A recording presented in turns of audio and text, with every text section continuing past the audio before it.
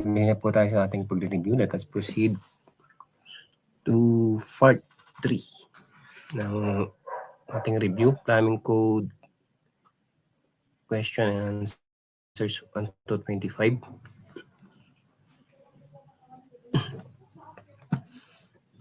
Tuloy-tuloy na lang natin. Mahina yung connection. Walang monitor. So, iuntiin lang natin. Question number 1. Before we proceed, bakit ito pala? Before we proceed, let's discuss the scope of ano ba naman kayo? Part 3.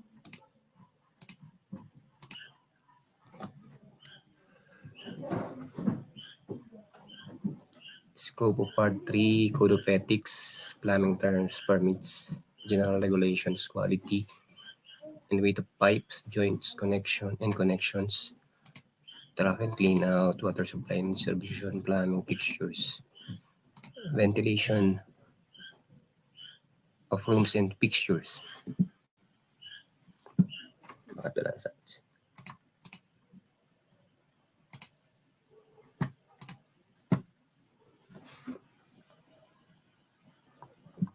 Yun. Minimum trap diameter, drain size, and fixture unit valve, maximum fixture unit on one stock, maximum permissible length of the main bend for soil and west stock. Yan po yung coverage ng plumbing code. So medyo marami siya kahit 10%. Pero tatakal natin out of 600 questions.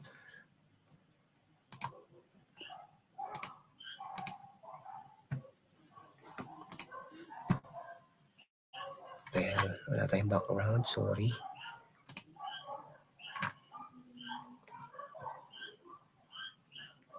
Question number 1. Clean Water Air Act of the Philippines. The answer is PD 9275. Clean Water Air Act of the Philippines. PD 9275. Number 2, Water Code of the Philippines. Yan, tandaan natin yan. Natanong yan sa exam. PD 1067. So, magkaiba yan. Clean Water Air Act at PD 9275 and PD 1067 Water Code of the Philippines.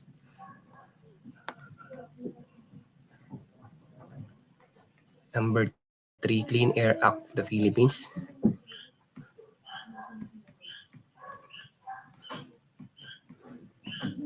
RA 8749.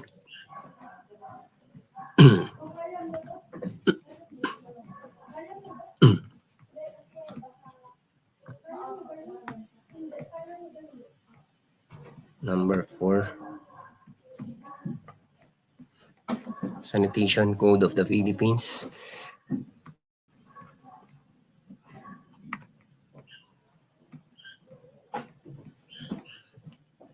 PD 856. So, matagal na yan. Sanitation Code of the Philippines. Hindi pa na-revise or na-update. Number 5, Sanitary Engineering Law of the Philippines.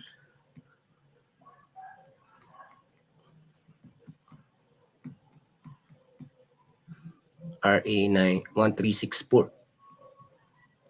Sanitary Engineering Laws of the Philippines.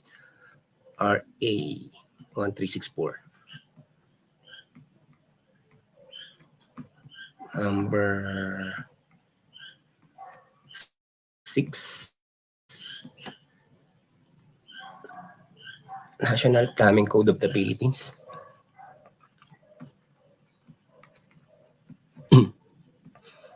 RA 1378. Wala tayong background.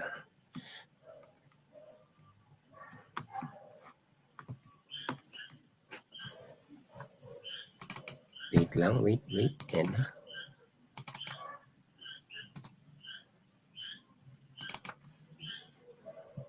Shut up and sit down.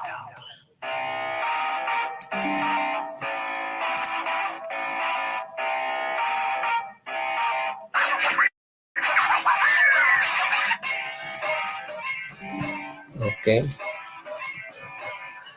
Para hindi ko siya marinig. 7. Old Fire Code of the Philippines. ED 1185. Old Fire Code of the Philippines. ED 1185. Number 8. Fire Code of the Philippines. RA 9514. Number 9 is the accreditation number for the plumbing practice.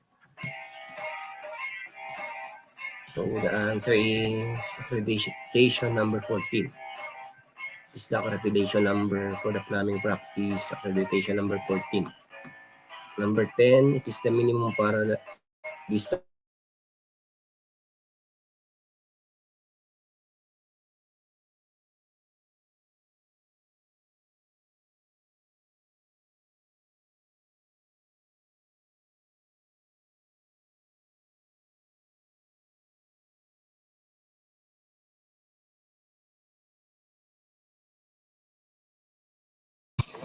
IAPMO stands for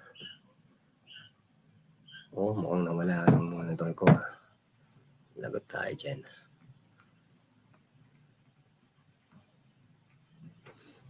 RAPMO. Ano ba? Bumalik sa ano.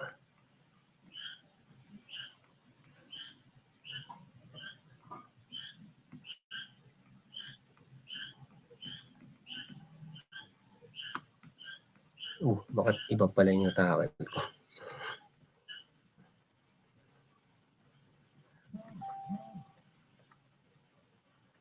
Sorry. Na-check pala ay practical problems. Part 4 ito. Part 4. Uy.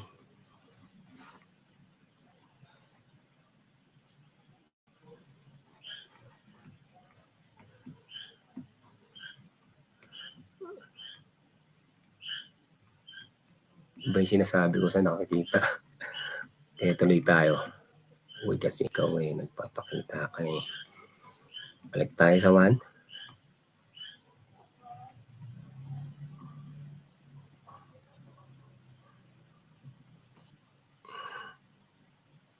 Uy. Share. Sorry. Uy, nawala.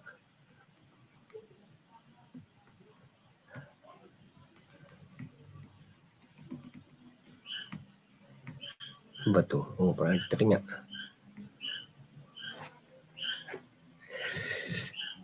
Palpak. Okay. Yun. Ito na. Number 1. Ito pala yung scope ng Plumbing Code of the Philippines. Sinabi ko na. Number 1, the birth of the plumbing profession in the Philippines was traced back to, answer is 17th century. Number 2, based on the history of plumbing practice, the old city known as the Intramuros was established as the model community by the sino yung nag-establish? Spaniards. The answer is Spaniards.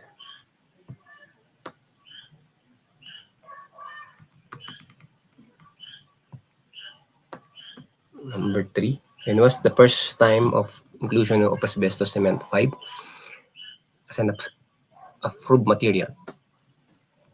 The answer is November 28, 1967. When was the first time of the inclusion of asbestos cement pipe as an approved material? Answer is November 28, 1967. Putulin ko na lang yung yung video. The Filipino plumbers were assigned to the task of maintaining, repairing, or remodeling plumbing system in all pueblos or town, church and government building during what time? Uy. Answer is 18th to 19th century. Number 5. Based on the history of plumbing practice, plumbing took a great leap at the turn of the American soldiers, engineers, Thomasite, teachers, doctors, and evangelists. Answer dito. The answer is 20th century. 6. Before martial law, Republic Act 6541, known as the what? Building Code of the Philippines. RA 6541, known as the Building Code of the Philippines. 7. Based on the history of plumbing practice, who was the Governor General? Issued an instruction on proper waste disposal when epidemics like cholera, leprosy, and other contagious disease engulfed in the Philippines. Who is the Governor General? Parang siya na to. Sino nga ba to? General Harrison. Number 8. First chief of the Division of the Plumbing Construction and Inspection. Answer is John F. Haas. Number 9. Who was the NAMPAP president spearheaded updating of the RNPCP in 1996 or Revised National Plumbing Code of the Philippines in 1996? Who was the NAMPAP president?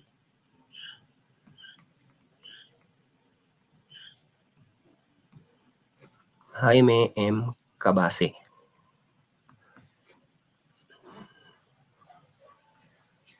Number 10. When was the NAMPAP organized and had it registered with the Securities and Exchange Commission?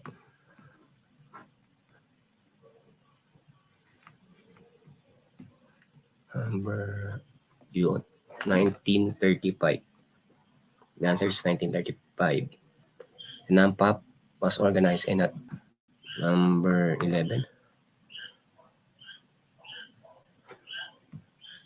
Known as the Plumbing Law of the Philippines, was signed by President Ramon Magsaysay in June 18, 1955. The answer is RA 1378.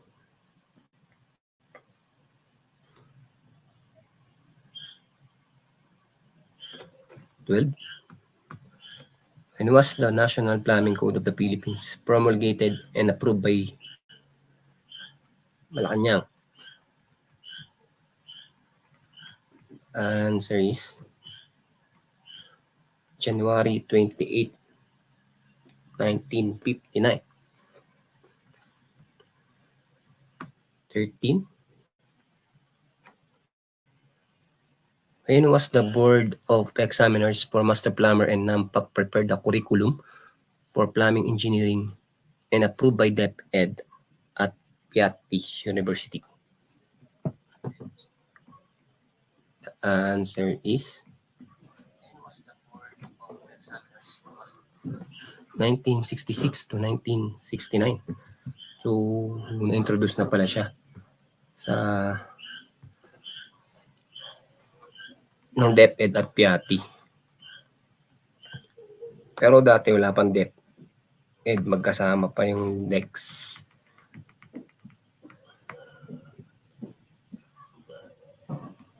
14. Plumbing engineering was first introduced to what school or university? Yun na yung sagot. Nandun na. 13. Piatti University. Number 15. City Ordinance Number 2411, known as the Plumbing Code for the City of Manila.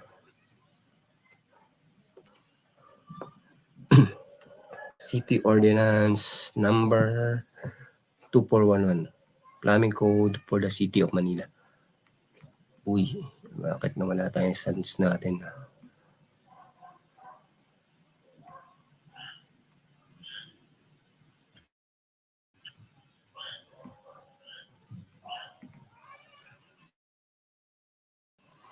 Number 16.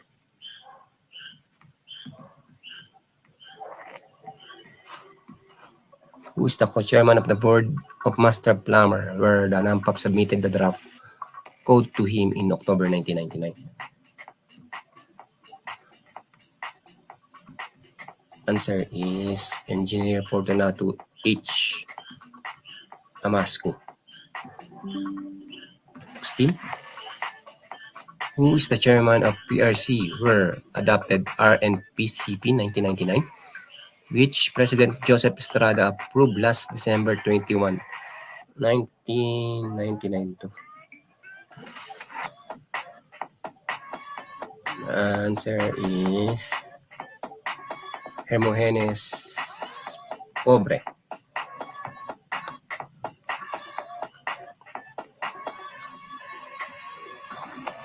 Number 18.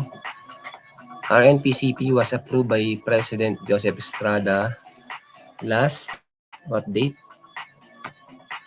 The answer is December 21, 1999. Number 19. An adequate blank is one of the most important governance in modern and healthful human existence. The answer is, ito pala yun. Plumbing code. An adequate plumbing code is one of the most important governance in modern and healthful human existence. 20. Ito. Uy, meron pa tayong bago pala, no? Yan, 20 na tayo. How many set of plan shall be submitted of the aforementioned requirements with each application for a permit signed and sealed by RMP or Registered Master Plumber? Answer is, ano ba sagot? Saan na? Yun ang sagot. 6 sets. So, 6 sets of plan. Yung kailangan. Number 21. How many sets of approved plumbing plan data and specification will retained by the administrative authority? The answer is 1 set. Sana ay matitira sa kanila. Number 22. How many sets of approved plumbing plan data and specification will retain? Ano to? Kanino mariretain to? Ang bitin na. 2 sets? Kanino nga ba mariretain mo? Wala tayo. Sige, balikan ko na lang yan. 23. How many sets of plans shall be kept or retained to a job site at all time while working in progress? Uy. The answer is 1 set. Number 23.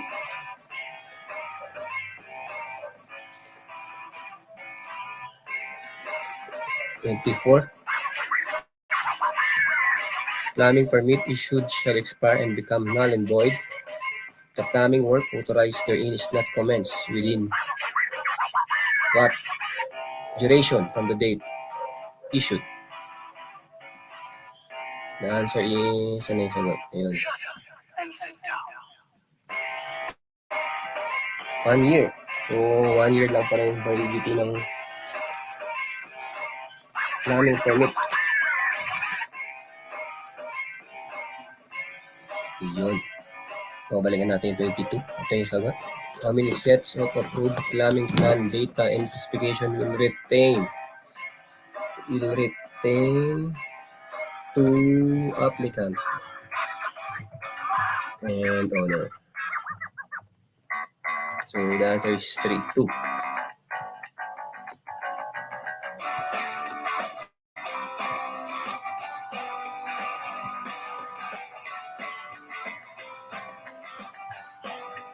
Last question. What meron to? An outhouse or structure used for deposition of excrement.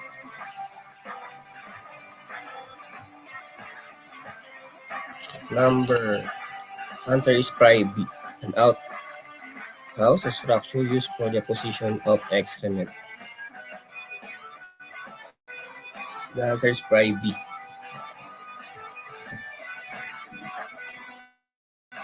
So, ganyan muna tayo. Kaya lang tayo mag-double time kapag stable yung connection. Yan.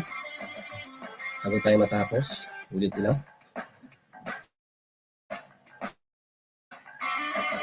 Laging lang promotion or tahanan.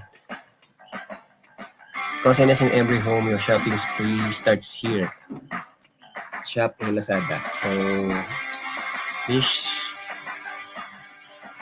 share and subscribe to the following channel: BRICE, Joanna's Adventure, Alexandria Varilla, Varilla. For engineering and design consultancy, you may call the following numbers: NDRR, Text Figures, 0956-016-2730, 0998-572-7140. So thank you very much to all and good day.